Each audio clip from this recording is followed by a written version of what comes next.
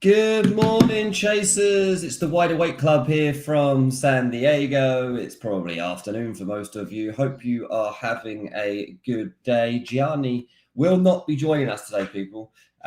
He has some exciting family business to deal with. I'll leave you to guess what it might be. Not my news to talk about, but G sadly won't be with us, but I think it's for the good of the cause. So good luck, G. Right now, I don't think you'll be watching, but I wouldn't totally rule it out. Hope you're all doing okay today. We've got another big game week coming up that we all need to discuss. And so I would need you guys communicating with me today to get through the hour because I have nobody else to talk to. It's just you guys and me. I'm going to wait for everybody to start logging into the chat before we get properly stuck into it. But we're going to go through my team dilemmas today. I've got 2 transfers to make and I haven't made them yet. So as we're approaching deadline, I've still got to sort that out. We've got the injury news to go through, some big ones too to discuss. And then we're going to go through some midfielder scenarios and I want to talk about Voltemada. So that's the basis of the show today that we've got coming up.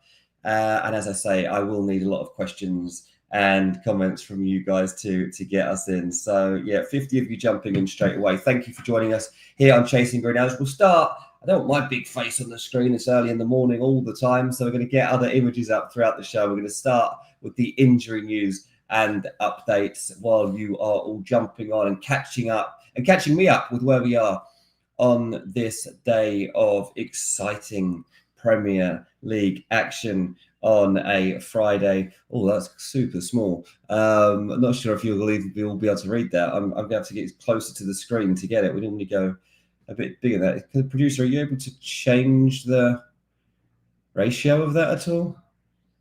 See if he can maybe change that. Anyway, the key news among all that injury news is on Gabriel. And this is going to upset quite a few people who have got Gabriel or have transferred in Gabriel because I think it's quite unexpected. Mikel Arteta says Big Gabby had to leave the pitch against Atletico Madrid with an issue, and we will have to wait over the next 24 hours to see if he is available.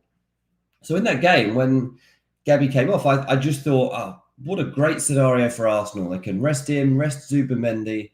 Perfect day, 4-0. And the rest, but maybe there was more to it than that. Gabriel now doubtful for Arsenal. I'd say with an update like that, when you're judging him over the next 24 hours, take the punt probably. I'd probably take the punt of leaving him in because you're going to want him long term anyway. It's not a serious issue that's going to have him out for longer than a week. So I personally, I'd leave Gabriel in and make sure you've got a good first sub ready to play. Nikolai says, sounds to me he'll either start or not play at all. Same. I mean, it's not the sort of thing that you change on a substitution, Gabriel. So I would just have your first sub nicely teed up so that we know that we're well set for Gabriel not to play. Don't transfer him in. I was thinking of doing that. I was like, do I need to get Declan Rice out of my team and bring in Gabriel? That's one of the things I've been thinking about yesterday. And now I don't have that same feeling, which is nice. Peter says, Arsenal have such a great defensive options. I don't feel Gabriel will start this game week, but most probably will have some good defenders anyway on the bench. Look, the thing is for Arsenal is this is hugely influential to their game because Gabriel is irreplaceable. I don't mean that quite literally like in a physical aspect. Like they have bought and they have got defenders that they can put into that back line and will do a good job. But none of them are Gabriel. And for me, most importantly, none of them have that same influence from corner kicks. Gabriel's like a magnet. Anything that comes into the box, he's either trying to head it in himself or head it back across goal for someone else to nod in. And that's where I think Gabriel was going to be most missed from this game week if he's not there. So we do need to consider that. And again, that kind of bothers me with my Declan Rice pick because Declan Rice is mainly in my team because of his influence from set pieces. And a Rice corner from that side that he swings in and Gabriel goes over towards the far post to try and nod it in or back across. If he's not there, then that impact isn't going to be the same. So Yeah, there's that to think about as well. Let me know what you think in the comments. Eze coming on from the bench for me, says Srinjoy. Trash says, I've only got 2 fit defenders if he's out. Well, that is a problem, Trash. So I would maybe, have you got any potential to change that? Have you used your transfers already?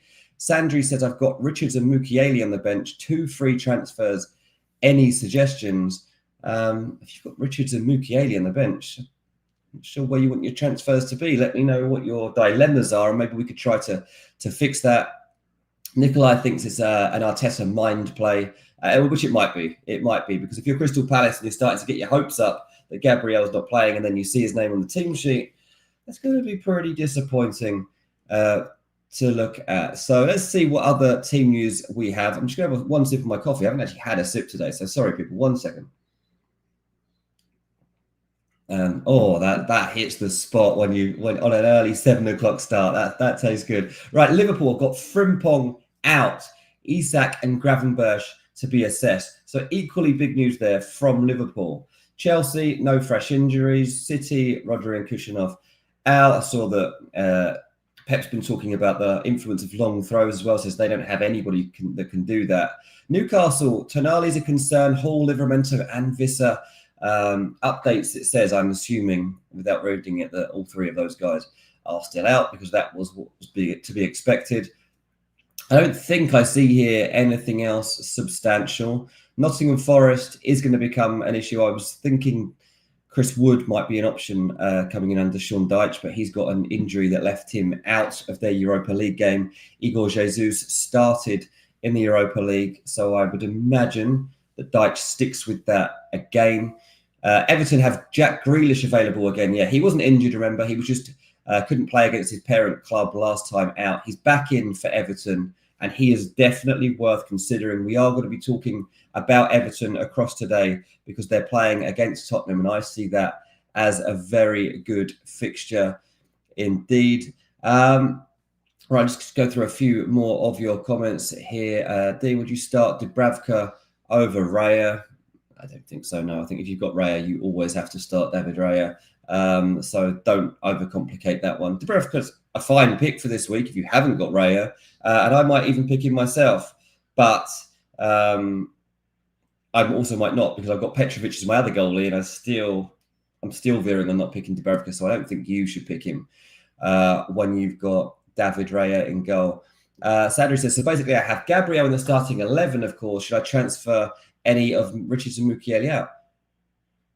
Well, no, you've got Mukiele, who's a really good pick. Like, Mukiele is, at the moment, one of the better players that you could have in the game. If you caught us earlier in the week, I was talking about, I made a point last week of watching Sunderland in its entirety. I watched the whole game because I wanted to see how the team was working, what the influence of him is. And even against a team like Chelsea, Mukiele can have an influence. I'm not saying they're going to keep a clean sheet at Stamford Bridge, but Mukiele is such an all-round action man that he could create a goal, he could score a goal. So I don't think you should be transferring out Mukiele at all. And Chris Richards is too good a pick as well, I think, long-term to be doing that right now. Yeah, so consider that carefully. Little Miss FPL is in the house. Hello. Got Elderete and Van de Ven on the bench. Neither a good backup. Can't find a good alternative. Yeah, I mean, it's not ideal given those, like I just say there. Alderete is a bit different from Mukiele for the Chelsea game because, yeah, just probably a step down for me from Mukiele. Like, I think Alderete is a good pick from Sunderland. It's probably not as good as Mukiele. Do you have any transfers, Mrs. FPL? Is there anything you can do around that? If not, just go with Van de Ven anyway. Like Tottenham, you don't really know what you're getting on a game-by-game basis. And it's not like a given that Everton go and beat them. And Van de Ven can sometimes pull up trees and can score goals. So you never know. If I was in your situation, I probably would just start Van de Ven and hope for the best. I have Van de Ven myself, and at the moment, he's in my team. Nicholas B says, these deadline times in New Zealand are killing me. What's the time? Let me know what the time is there. I mean, it's 7 a.m. here. in San Diego. So I'm not loving these deadline times, but to be honest, none of them really suit me. Today's deadline time for me is 10:30 a.m., which is obviously generally fine, but it just means that we do this deadline show early in the morning rather than I would usually do mine late at night. When we do those, like for me, midnight Friday shows, Saturday morning for you guys, 3 a.m. at the moment. Oh no, mate, that's a nightmare. That's a nightmare. Sorry to hear that. 7 full seat in India for Phantom. That sounds much nicer. So good luck to everyone. Well done for even getting onto this show, because it means that you're tuned in. It means you're not going to miss the deadline. It means that your rivals might miss the deadline. If they're at such awkward times, then your rivals might be missing deadlines coming up. So, maybe you've got the edge here. 10 a.m. in Toronto, not too bad. Yeah, that's right. You guys have got it good. And sometimes I do wish that I was on the East Coast over that side, just to have that slightly better time difference over to England. I'm going to stick my team on the screen, my initial team. I haven't made my transfers yet. So the team you're going to be seeing is a team that hasn't had any changes yet. So that's what's going to be coming up next for you. And we'll talk about what I'm contemplating on the back of that, and then we'll see a potential team. So that is my team as is right now. That will not be my deadline team. We are going to sort that out over the course of the next hour. You guys are going to help me as much as I help you this week, because we haven't got Gianni with us. He's dealing with some pleasant family stuff. And hopefully G will be, he says he plans to be with us on Monday. Personally, I think that that's hopeful, given the family dynamic in those early days. But he's adamant that he thinks he'll be here on Monday, and I hope he is. So send Gianni your best wishes today. Hopefully he's having a very exciting day. Let me see, FPL has just the one transfer. What about Keane? I don't know. I especially fancy Everton enough to make that move from Van de Ven, for example. I'd stick with Van de Ven personally. FPL Freddy says, must be nice for you tomorrow, Dean. No early game for you to get up for. That is true. That is true. It is nice sometimes when I have this, but then a Saturday morning I haven't got that early start. And even my under-10s team don't play until like 11 o'clock or something tomorrow. So I've got a chilled morning to come. But I'm enjoying this with all of you guys. Thank you to everybody that is jumping in so far. The team you see on the screen right now is my initial team that needs updating, needs 2 transfers. And I'm going to be talking about them over the course of the next 20 minutes, because we've all got some selection dilemmas to have. I noticed this week that on the official FPL page, they posted like a transfer radar image.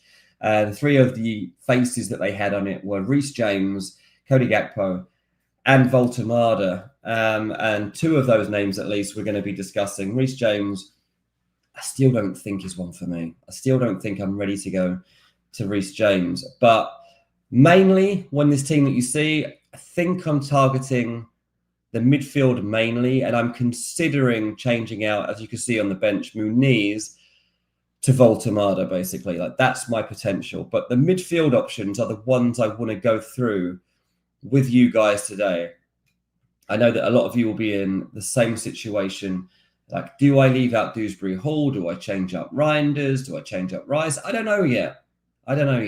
But there are some possibilities around who comes in. And the first one we'll probably talk about is Bruno Fernandes, because I know that there's a lot of temptation from people in the game that play this competitively to turn back to Bruno, because he's a player that a lot of people like to go to in times of trouble for them and in times of good times for him. So once we have the Bruno image up on the screen, we'll be able to discuss exactly where we think we stand with Bruno Fernandes. There are going to be other options this week too. Cody Gakpo, Enzo Fernandez, Iliman Ndiaye. There's a lot of options, but Fernandes is the one I want to look at first. I don't think I'll go there. I don't think I will. But when he there's been a couple of times this season when he has put in very commanding performances. The Liverpool game, I thought he was really good. And obviously he's got that assist with that lofted cross that he put over for Harry Maguire.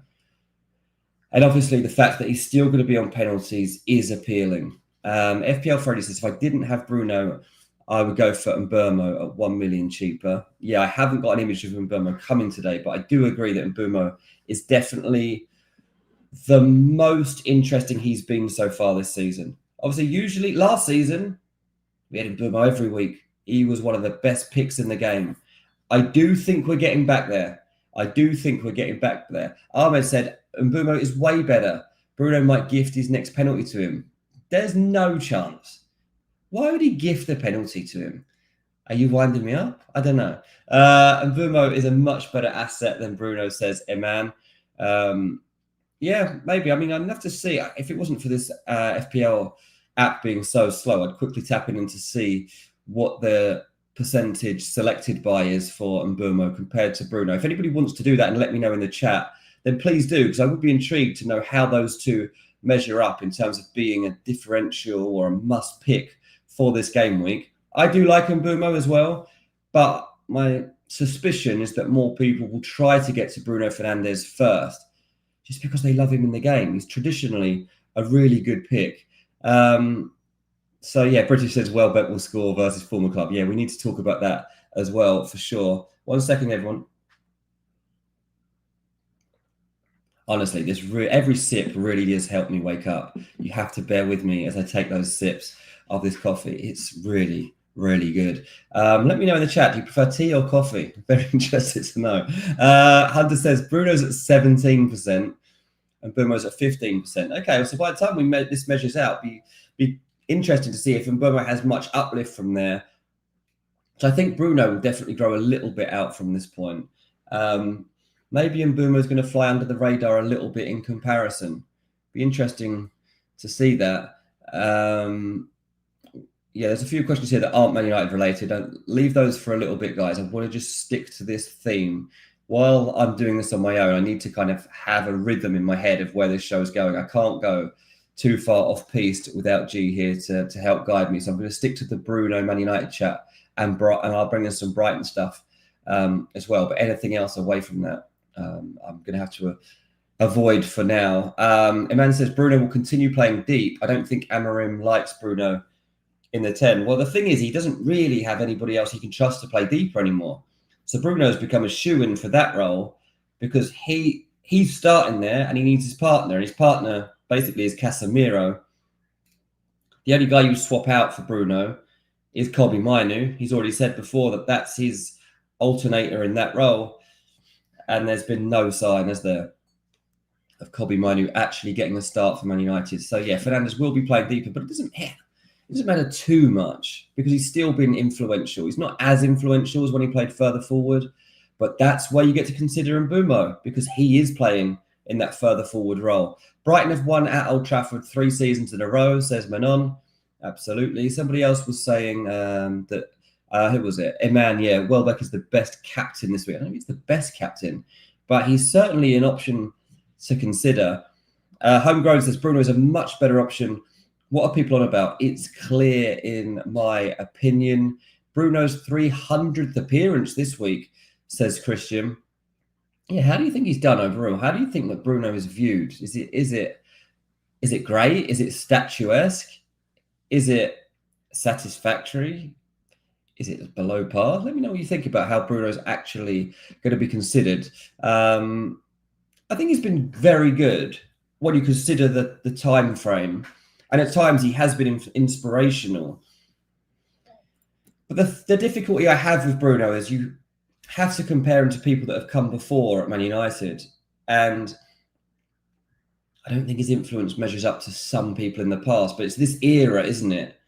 When you just take this era by itself, we've got to forget the days of old when they were actually successful because it's a standout period. And Bruno, he has been very good. I don't think it's quite like build a statue time, but Bruno has been very good. Tom said, I'm late. Gabriel, Doubtful. Yeah, Gabriel, being assessed over the next 24 hours, mate. So if you've got him, just make sure you've got a good first sub. Bruno is not a bad pick. He forces out FPL to give him bonuses. Suppose Man United get a clean sheet and his DEFCON, that's Bruno bonus income. Exactly, yeah. So he's just getting points now in a slightly different way. Bruno is Marmite, yeah, exactly that. If Bruno wasn't there the last couple of years, they would be in so much trouble. Indeed, they would, but they could still be in trouble this game week because Brighton are looking to go there and cause damage. Hunter says he can see Minter doing well in this match on the counter. Manon says they have Minte in their team as well. I do think that Brighton are very much worth considering. And I think Danny Welbeck is a good shout. Like I talked at the start there about I've got a striker dilemma and I need somebody to come in for Muniz now. And Voltemada's probably my pick. I don't love Fulham's record in terms of conceding goals away from home. We'll talk about that in a bit. But Danny Welbeck is right there as well. We were struggling, weren't we? We're talking recently about we're struggling for striker options. Like we're all going to have Haaland. And then quite often people have a second striker that they like. Like I've still got Gyökeres and I'm still sticking with him. And that's not changing. But we've all been struggling for that third pick. And this week, I think it's got a bit friendlier. I think we've got some options that we can start to actually enjoy. I hope we can anyway. I hope we can. Lewis has just joined. Hello, mate. He's asking me Chelsea questions. I'll take those in a little while, mate. We're just going through some midfield options at the moment. And actually, we've got a Chelsea player coming up next. So maybe we can get onto that right now because the next player to discuss, if you don't want Bruno at 8.9, well, there's a nice option coming in at the mid-6s. And that is Enzo Fernandez, who we think is going to be available for this. He obviously has had a slight problem recently, but Enzo is looking like he's going to play against Sunderland. And that's something that we can't pass up. We can't just pass that by because Chelsea should beat Sunderland at home, despite the fact Sunderland are having a good season. Chelsea are having a season where they're trying to thrust themselves into the top 4 conversation. And you need to beat Sunderland at home if you're going to do that. That's not disrespectful. That's just like how the food chain works. And so I'm intrigued to see how Chelsea come through this weekend. Enzo Maresca's being very ruthless at the moment. He knows how much opportunity there is here. And so I'm intrigued to see what he decides to do with this position. He's also been talking about Mark Guiu this morning. He said, we had a chat with Mark a few weeks ago. I told him about the way he was training. I didn't like it. He needed to change. See, he's ruthless. He changed and he's got the chance now. He was not training well in all ways. I don't know why. That's why young players are sometimes in one way or the other way. You need to go slowly with them. But since we've chatted, it's stopped. I'd love to know what he was doing in training that was so bad. Like, you're a young player trying to get yourself into the team at Chelsea. Aren't you just giving it everything? I'd even be picking up the cones and putting them out. I'd be collecting the balls up at the end of training. Anything to give me an edge. But doesn't sound like Mark Guiu was doing that. So what do you think here are the best Chelsea options? And let me know who you've still got in your team. João Pedro is losing people, is losing momentum. Eddie's brought in Enzo for Foden. Oh, Eddie's had this dilemma, hasn't he, for a little while now. Eddie, well done for solving your own dilemma, mate. So Enzo in for Foden. Look at these numbers that we've seen recently from Enzo. A 9-pointer against Brighton is our marker, really, for how we measure up this Sunderland game. That's what we're aiming for. Those 9 points is what we're aiming for this week if we're picking Enzo Fernandez. So do you trust him? Damien's already got Reece James and Caicedo in his team. Eman's got João Pedro and Cucurella in his team. Mark's got Neto and Sanchez in his team. Not seeing much consistency here. I'm not seeing 2 nailed-on Chelsea picks, which makes this very interesting. Freddie's got Mark Guiu. British has only got Chalobah. We just named half the Chelsea squad there. There's not a regular rhythm to the players that we're picking from Chelsea. But Enzo does seem one that should be more obvious. In my eyes, I think Enzo should be a pretty nailed-on pick this week. I'm definitely considering him. I'm strongly considering him for one of my 2 transfers this week. Ahmed says this week James is a must pick. I'm just scared of Reece James still. I've got PTSD from Reece James because he gets the injuries, but also his minutes do get shared out. They have to be cautious with him. Sometimes he's going to be left on the bench, even when you're not expecting it. I don't think I'm going to be picking Reece James. I don't think I'm going to be even considering Reece James, to be honest with you. Mark says, Neto did the biz for me on Bench Boost last week. Yeah, that was a good time to be playing that. Well done, mate. Rodrev's got Tosin, one of my worst players, Caicedo and Pedro. But yeah, as you can see here, people all wanting Chelsea assets, but not getting the exact players they want. Sorry, I'm a bit distracted there because Neil said, is the sound working for others? This is a big problem if the sound's not working because there's only me talking. So could you just confirm that the sound is working, please, everyone, before I do anything else? I really hope that the sound is fine. I know that it's mainly fine because you're all answering my questions, but just want to double check. Neil's obviously a guy that's been around this channel for a long time. Yeah. Okay, Neil, it sounds like it's just a problem your end, mate, which is good news for me. It's still bad news for you.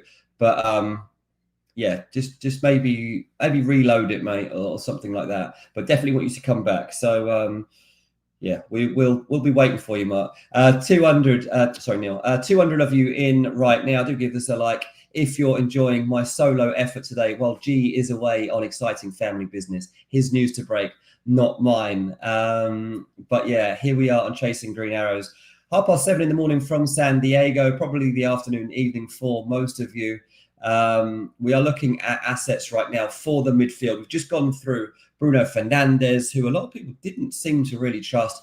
Enzo's getting some love, but let's go on to some other options as well to consider for our midfield picks. And next up, I want to talk Everton. I want to talk about Iliman Ndiaye because I think I might need to swap this guy in. I've got Dewsbury Hall at the moment, and I like him, but I don't like him as much as this guy, and I can definitely get there. So Ndiaye is such a good pick. Both the data and the eye test back up that Ndiaye is doing the business at the moment. And those scores that you're seeing in terms of form on the screen, oh my God, Neil just had his sound turned down. Are you all right, mate? I'm glad to have you back anyway. Man City, Palace and West Ham. So those points that he's got over those, that's without like fulfilling his potential. Ndiaye, when you watch him, he should have more in this game. And I feel like this might be the week when he gets a breakthrough. And I'm really tempted to go there. Jack Grealish is lingering in my mind as well. Don't get me wrong. I like Jack Grealish as a pick. I just feel like Ndiaye is better. He's a better pick. And I've wanted him for a while. So I'm really, really tempted to go to Ndiaye from Dewsbury Hall. Do you guys think that's good? Is that a good idea? Normally I'd say to Gianni, should I do it, right? Is this the pick I make? And he would guide me on it. But I need you guys right now to help me. Would you make that pick? Would you go to Ndiaye at 6.5 from Dewsbury Hall that I have in my team right now? Because I think that that's the way to go. Damien said Ndiaye is unlucky. He has Beto as a striker. He misses so many chances. That definitely doesn't help. I agree. And I am looking forward to January when Everton buy a new forward.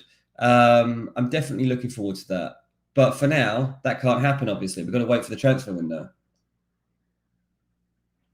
Ndiaye is the best Everton asset, easily, says Seb. Anything is better than Dewsbury Hall, says Mark. Ndiaye should play for a top 6 team next season, says Peter. He's definitely got some eyes on him, mate. I'm going to be reporting around that soon, I think. I've been making some calls around it. He's definitely garnering some attention, let's say, at the very least. Andrew thinks I should go for it. Doug says Ndiaye is better than Grealish, and he's back now.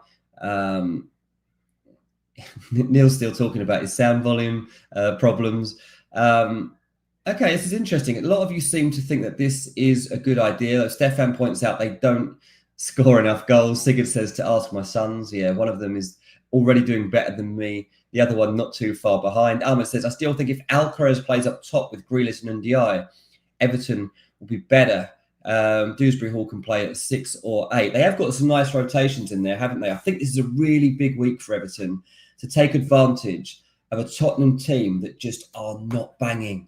This Tottenham team just haven't come together yet. I don't know what it is, but Thomas Frank hasn't nailed it at all. They should have lost to Monaco in midweek. I don't know if you guys saw that game, but Vicario totally saved Tottenham in that game. And there aren't many positives to take from it. Joao Palhinha is still playing well. Kudus is still playing well, but he's not getting as much opportunity to thrive as he should be getting. Odegaard is looking low-key good.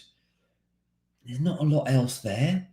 I think Everton have a really good opportunity to take advantage of this weekend. Seb says, Ndiaye is great. My issue is I have Grealish, so I'll have to wait until after AFCON.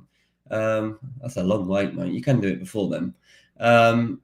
Okay, interesting. It sounds like most of you think this is a good idea.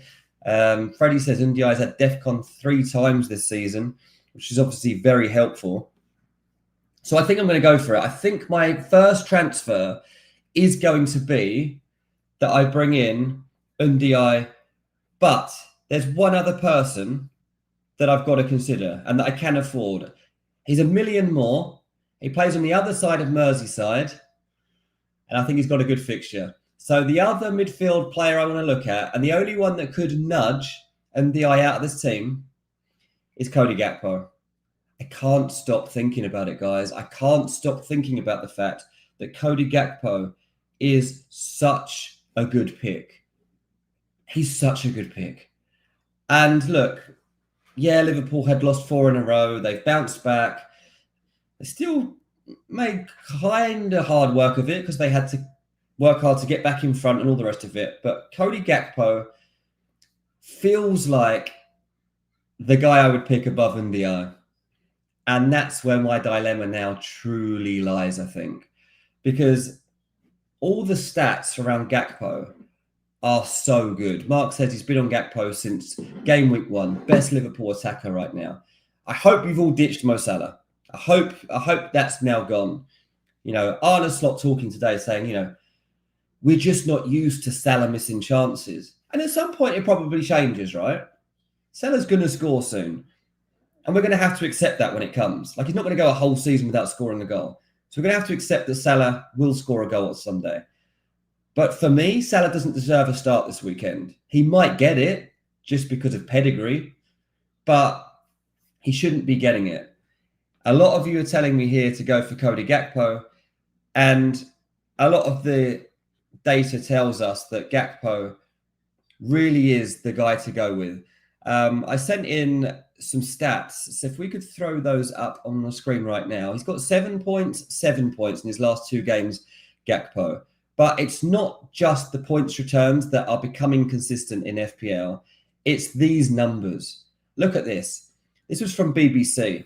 Gakpo is top or joint top among Liverpool for shots taken, shots in the box, goals, XG, assists, key passes, expected assists. This is for the Premier League champions, right? This is for the team that should be setting the standard this season. And, they kind of were at first. And they're playing Brentford away this weekend. FPL David says he's not nailed. Surely he is, though, mate. Surely he is. I just don't see that he can't play this game. For me, it's Gakpo, Ekitike, and one other. I would definitely be playing Ekitike this weekend if I was Arne Slot. His problem is coming with the fact that they spent so much money. So he's like, well, what about Isak? What about Salah? What about Wirtz? How do I get these guys into my lineup? I'll be like, mate, just play the players that you can trust right now. and it's Gakpo and Ekitike are the two that you could trust. Like, I'm half tempted by Ekitike. I'm not going to go there, but I am tempted by the fact that he's reliable, because there isn't much about Liverpool right now in an attacking sense that is reliable. And so when it comes to Gakpo, these numbers are so convincing that he's going to be in and around the big chances that arrive in this Brentford game. And remember, Liverpool have to win this game. This is not a game that Liverpool can afford to lose. If Arsenal win at the weekend, they'll go on to 22 points. Liverpool are currently on 15. They cannot be in a situation where they've got a 7-point gap between themselves and Arsenal, especially to throw away points against Brentford. Don't get me wrong, I'm not saying that this is going to happen, because I think that Brentford will be relishing the chance to take advantage of playing them in this moment. And I think that Keith Andrews has got a good opportunity to take advantage of Liverpool's flaws. And I think that he will identify ways to get on top of them, particularly with his set pieces. But we've got to look that Liverpool are going to score a couple of goals in this game, surely. And for me, Cody Gakpo is the one that unlocks the door. And so my question really now is, like, is it better to pick Cody Gakpo against Brentford and then moving forward? Or is it Iliman and Ndiaye for Tottenham at home and then going forward? It's really tough. Patrick says, Ndiaye will give you 1 million more for a few weeks, and you can get Gakpo in game week 12. Yeah, that's long-term. That's good long-term thinking. GIM says, Ndiaye is class. He'll get a big move in the near future and won't be going anywhere from my team soon. But Homegrown says Gakpo's good, but it would be bottom on that list for him. I just can't get my head around that. I just can't get my head around it.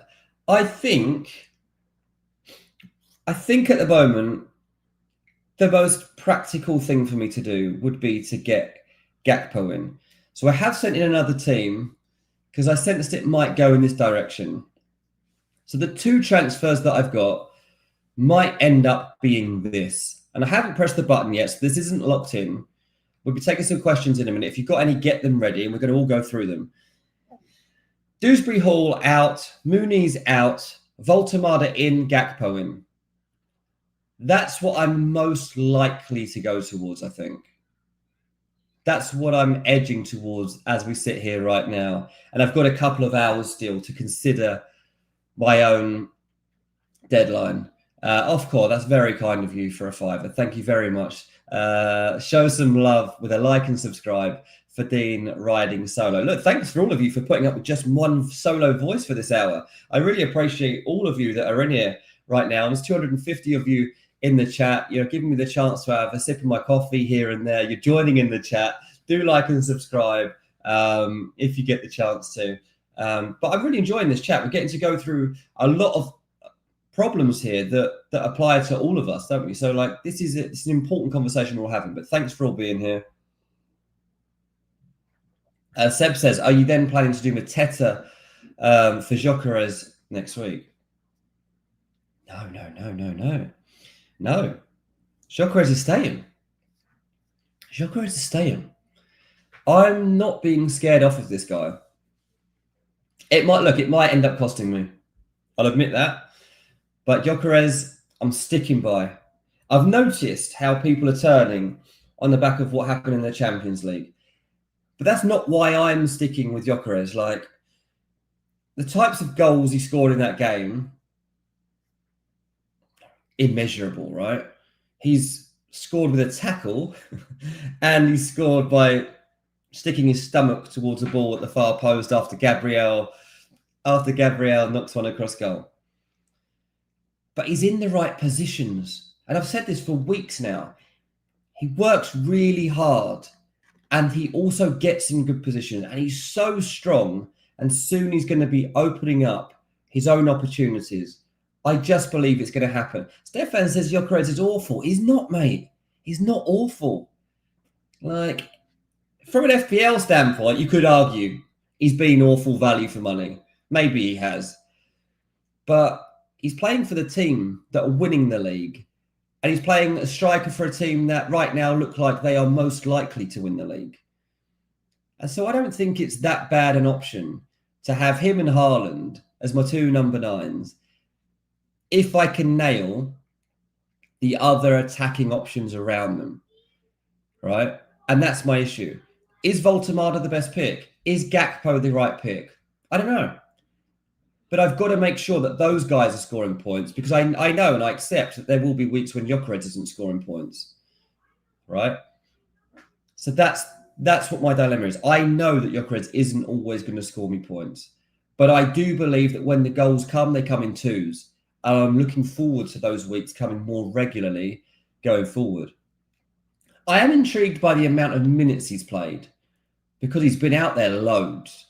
He doesn't get rotated, right? So obviously we're getting towards a time when Havertz might come back into the picture and things like that.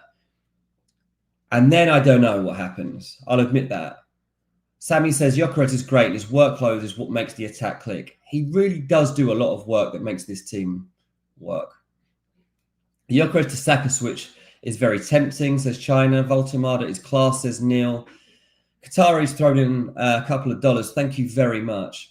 Voltemada or Mateta for Gyökeres. Well, I've got Voltemada in my team here. And one of the reasons I've gone Voltemada right now is because I do fancy Newcastle to beat my own team, Fulham. Okay? I do fancy it.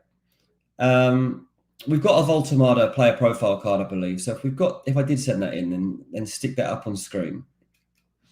Because Voltemada's coming in right now at 7.4 million, and he's banging in every game, right? Is it sustainable? I don't know. But he is working very well for what Newcastle need right now. He is confident. He's growing in belief that he belongs in the Premier League. And his points are good. Look at that. 7 against Arsenal, 6 against Forest, 8 against Brighton. And listen to this. Fulham have conceded 75% of their goals away from home this season, right? We have to trust that Voltemada will score at the weekend, right? I think he's got 4 shots on target in the Premier League and 4 goals. I think I'm right in saying that. Oh, now look, that's unsustainable. Fulham once had a player called Pavel Pogrebniak, and he scored with something like his first 5 shots, right? He scored 5 goals from 5 shots or something across 3 games. And people are like, oh my God, this guy's a revelation. He wasn't. And if you'd watched the whole entirety of Pogrebniak's games in that period, like I was, you were like, this guy's no good. Like, this is fluke. It's not quite the same with Voltemada. Voltemada is a good player. But equally, he's not the next Erling Haaland. He's not going to carry on scoring at this rate. Ardeling says, from a Newcastle season ticket holder and 22,000 FPL ranked, okay, Voltemada is a very similar asset to Gyökeres, just 1.6 million cheaper. Well, there you go. There you go. That's great insight. Sammy says, it would be crazy to say that Voltemada will not get a return this weekend, but not sure he will score. He does like to share the ball too. He's very good at bringing the attack together. Like Gyökeres. It's true. But he's also got a goal output at the moment.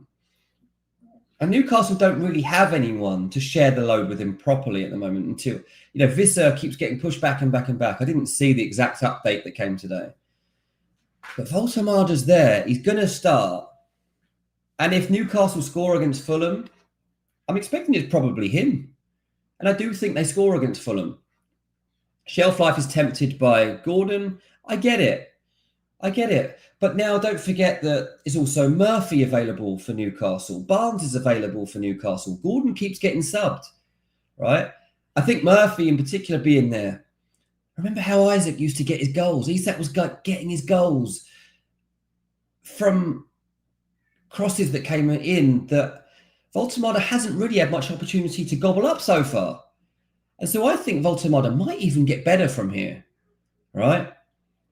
So Voltemada for me is a very strong pick. I'm not saying he's better than Mateta, but yeah, like chat says, Voltemada is a great watch, a Berbatov style of play. He's very, very interesting in terms of like his stature and the way he holds himself, the way he moves with the ball. I'm not going to go as far to compare him to Berbatov, because Berbatov was absolutely different class. But if you're looking with someone who's got a bit of an edge, a bit of an X factor, Voltemada is your guy. Mateta's just a bit more upfront, obvious, right? And he's a good pick. Like, and I kind of kicking myself after bigging him up last season with all those stats that I gave you guys about XG, about chances missed, about chances created. It was Mateta, Palace. So they're right up there. But Palace are playing against Arsenal. And so do we trust that? Even if Gabriel's out, we know they've got other options that come in. The Palace definitely go to Arsenal and score a goal? I don't know. They might do. I'm not saying that they won't for sure. So don't think that I don't believe that they can do that. If I do, they might be able to get a result out of that game. Who knows? But I don't know that Mateta's a better pick this week. And I do think that I'm going to be getting Voltemada in at the moment as my other option. So that's where I stand right now. Thank you for everyone that is joining in this conversation with us on this Friday as we head into the deadline. It's great having you all with me. Thank you for those that have liked and subscribed already. We've got about 10 minutes or so left of the show. So we're going to go through some questions. We'll get them up on screen. I'll do my best to answer what I can. I'll be getting you guys involved as well in the conversation as we get towards that deadline, which is 10:30 a.m. for me here in San Diego. So 2.5 hours away, basically, from wherever you are. So let's start going through some. Ahmed tried to ask this one earlier and has now been kind enough to drop it back in. Thank you, mate. Kudus versus Paqueta versus Krupi. We'll scrap Paqueta. West Ham rubbish, right? Forget West Ham, right? If you really want to pick a West Ham asset, then go Jared Bowen. But I wouldn't bother going there because they were so poor that I just don't know what we're going to be getting from them moving forwards. Kudus is managing to perform at a good level despite the fact that everybody around him is pretty much failing to do so, right? Tottenham are just very inconsistent, mate. And that's what we have to realise. They failed to score against Monaco, who was 7th in Liga. They'd one shot on target in that game, right? Kudus was good, but he, as I say, didn't have anybody helping him. Tottenham 1, Aston Villa 2 before that. Tottenham 2, Leeds 1 before that. Now, Kudus is playing off the shoulder very nicely, right? And he's getting in behind. So I do think he's the pick. Krupi, I don't know enough about his minutes management. Like, obviously, he's been a good value pick for people. Out of those three, I would say go Kudus, but you've just got to be wary of the fact that we don't know what's coming over these next two games against Everton and Chelsea. Thomas Frank's starting to come under a bit of pressure from his own fan base.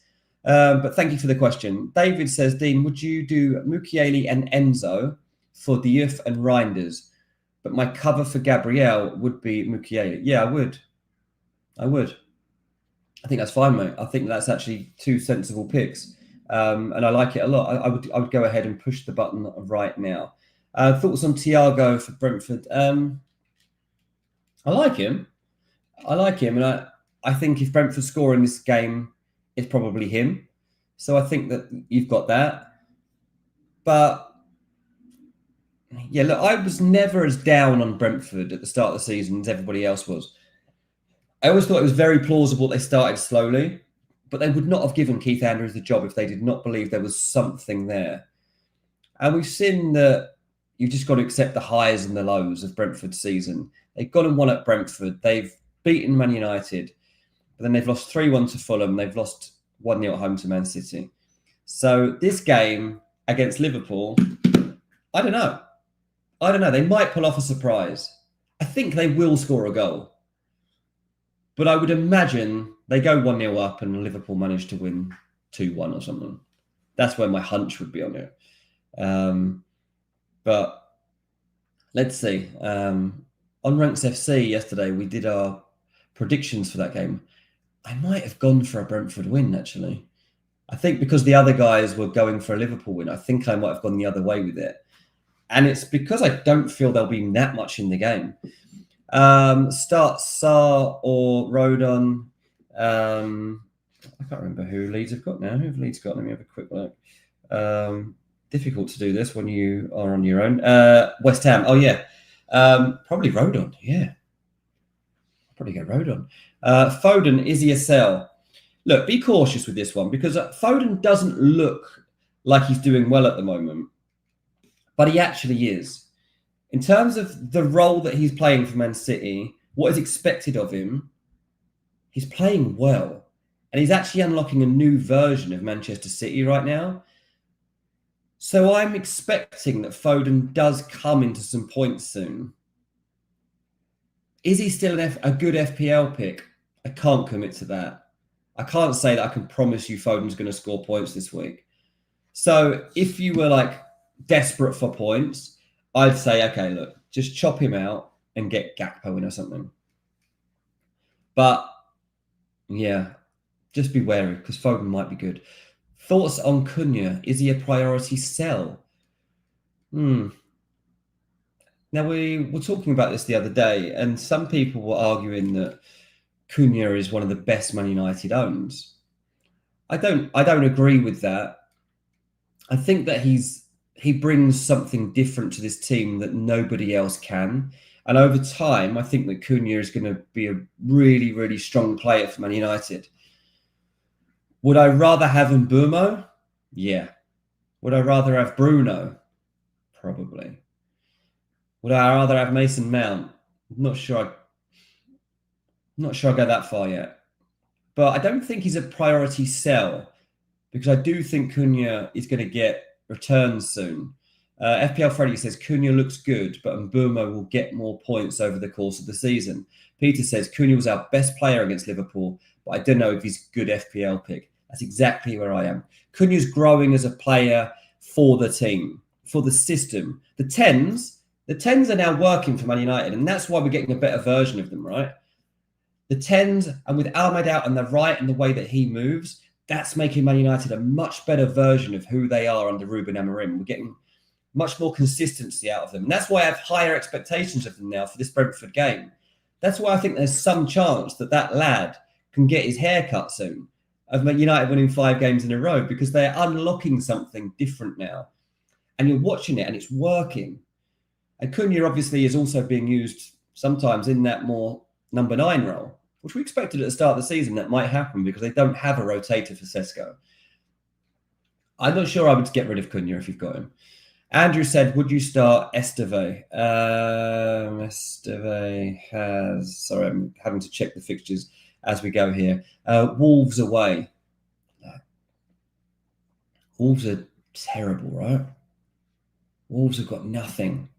They've shown nothing. As a result of that, you've got to believe that if you're ever going to play Esteve, that this is the week to play him. I'd go for it. Yeah, play him. Wolves just giving me absolutely nothing to be confident of. Losing 2-0 to Sunderland. They drew 1-1 with Brighton, 1-1 with Tottenham. Lost 3-1 to Leeds. There's not a lot there in this Wolves team at the moment that I'm seeing. So, yeah, I'd go with it. Nice one. Thanks for the question. Heather, thanks for the question, Heather. Start 2 of these. Reinders, Rodon, Richards. Okay, well, Rodon definitely. Probably Reinders. I know a lot of people are benching Reinders or considering selling him. But it's not a bad fixture this weekend for them. And I think that a lot of people are, as they start to get fed up with the Reinders pick, I think that he might start to return So yeah, I think I do it. He came on I'll just check him. He came on a sub in the week, so that would make me believe that he is starting against Aston Villa. Aston Villa they were on a nice run, weren't they?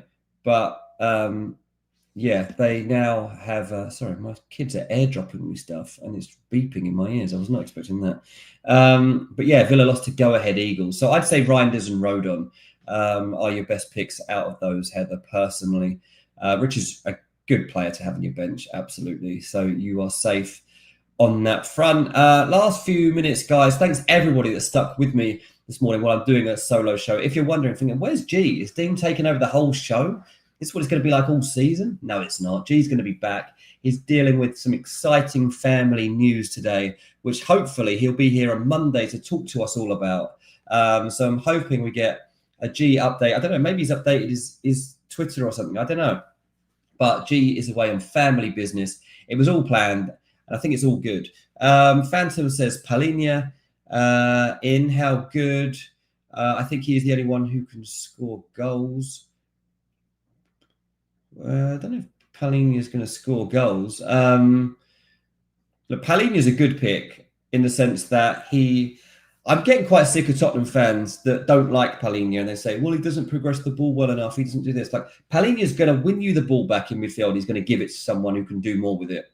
Palhinha is one of the best in the Premier League at that. I've seen him do it season after season for Fulham, and he's definitely good enough to do it for Tottenham. And he will sometimes weigh in with goals. He'll be up there for corners. He'll sometimes charge into the box late to get in the end of things. Palhinha is a very, very good player. Jason is 13,000 in rank. That's unbelievable, mate. Well done. But he's got a problem. He's got Pedro and he's got Reinders. Would you be aggressive and get them out for Krupi and Saka or roll again? Mate, in your position, I don't think I would roll. I think I would take advantage of my position. Whenever I've had a decent position in myself, I don't think I've got as high as 13,000th by game week 9. I think you're doing great here. But my regrets have always been not being aggressive enough and not either using a chip when it's not fully necessary, but would keep me in a strong position, maybe even improve my rank further.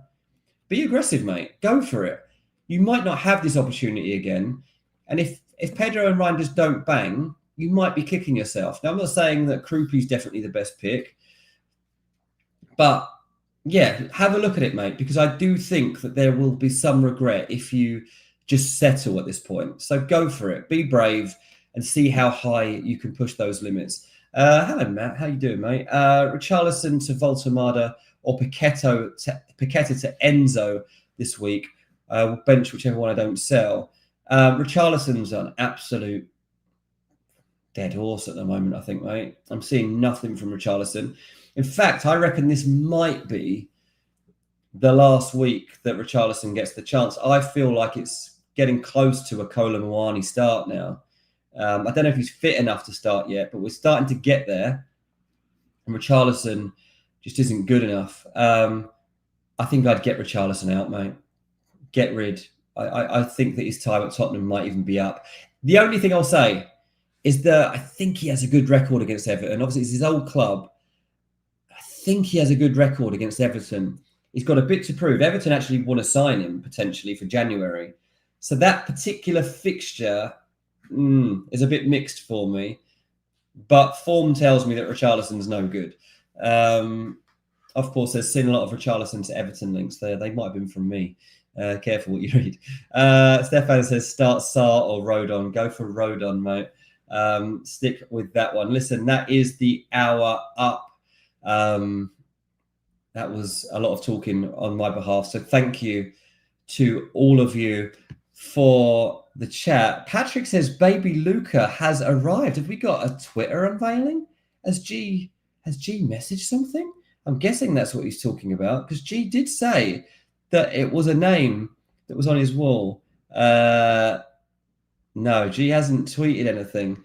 Patrick must have some inside info, or if that's the case. I don't know if that's true or if Patrick is just making something up because G did hint the other day, didn't he, that there was a footballer in his background the baby would be named after. I don't know. I genuinely have no information on it. G's been radio silence today. But we are hoping that Gianni will be back on the show on Monday. I will definitely be here after the weekend's action. Thanks to everyone that has jumped on the show today. I've loved it. I've loved having you all more involved in the show. Thanks to all of you that have helped me carry through this hour. We've got Leeds against West Ham coming up today. Do not back any West Ham players based on what we saw the other day. Leeds really need a win, and they've put in some good performances recently, so they'll be confident that they can actually get something out of this game. It's been a lot of fun. Enjoy your game weeks. I'm going to go, I think, and put Gakpo and Voltemada into my team. Consider doing the same. Cheers, everyone. I'll see you soon.